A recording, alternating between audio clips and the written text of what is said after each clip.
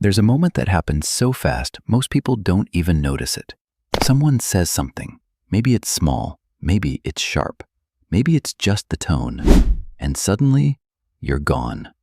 You're still standing there, still looking at them, but inside, something shuts off. Your chest tightens, your mind goes blank. Words disappear. They're talking, asking what's wrong, and all you can say is, nothing. But it's not nothing. It's everything. And if you're the one who goes quiet when you're hurt, if you shut down instead of speaking up, stay with me. By the end of this, you're going to understand yourself in a way most people never took the time to explain to you. Picture this. You're in a conversation with someone you care about, your partner, a close friend, a family member. They say something that hits you wrong. Maybe it's a joke that feels a little too personal. Maybe it's criticism disguised as just being honest. Maybe it's disappointment in their voice. And in that split second, your body reacts before your mind can. You don't yell. You don't defend yourself. You don't cry. You freeze. Your face goes neutral. Your responses get shorter. You start saying, "It's fine." But inside you're spiraling. You're replaying the moment, analyzing every word, wondering if you're overreacting, wondering if you're too sensitive, wondering if saying something will just make it worse. So you choose silence, not because you don't care, but because you care too much. Pause for a second. Think about the last time this happened. Did it feel like a decision, or did it feel automatic? Be honest, because this is the part nobody explains to you. Shutting down isn't a personality flaw. It's a nervous system response. Most people know about fight or flight, but there's a third response that doesn't get talked about enough. Freeze. When your brain senses emotional danger, rejection, criticism, conflict, abandonment, it doesn't always prepare you to fight back. Sometimes it prepares you to survive quietly. When something feels overwhelming, your system hits the emergency brake. It slows everything down. It numbs. It pulls you inward. And here's something that might make you exhale a little. When you're emotionally flooded, the part of your brain responsible for language becomes less active. That's why you can't find the words. It's not that you don't have feelings. It's that your brain has temporarily decided processing is more important than speaking. So when someone says, "Just tell me what's wrong," and you genuinely can't, it's not stubbornness. Your system is trying to protect you. But protection from what? This is where it gets deeper. You weren't born shutting down. As a kid, you probably felt everything loudly. Children cry when they're hurt. They protest when something feels unfair. They reach for comfort without hesitation, until something teaches them not to. Maybe when you expressed hurt, you were told you were too sensitive. Maybe when you cried, you were ignored. Maybe when you confronted something, it turned into a bigger conflict.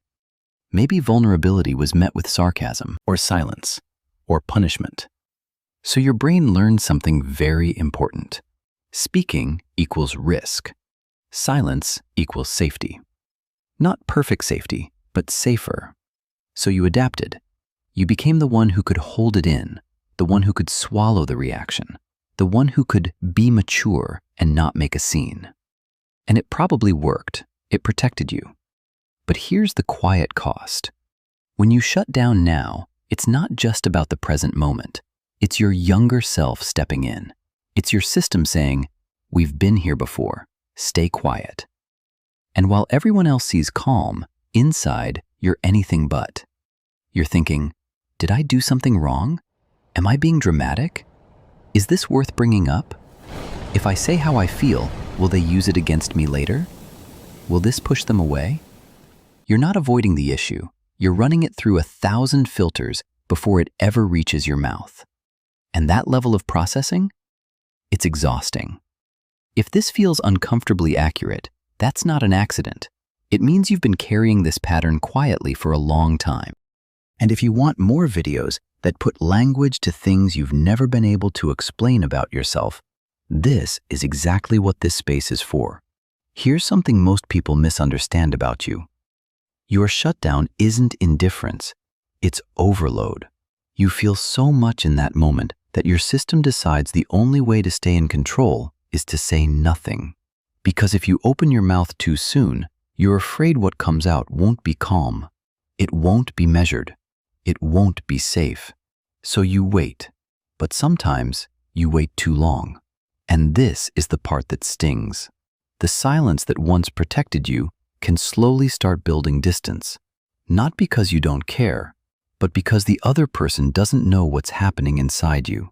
They see the wall, not the storm behind it. Pause again. When you shut down, are you protecting yourself? Or are you protecting the relationship from your feelings? For many of you, it's the second one.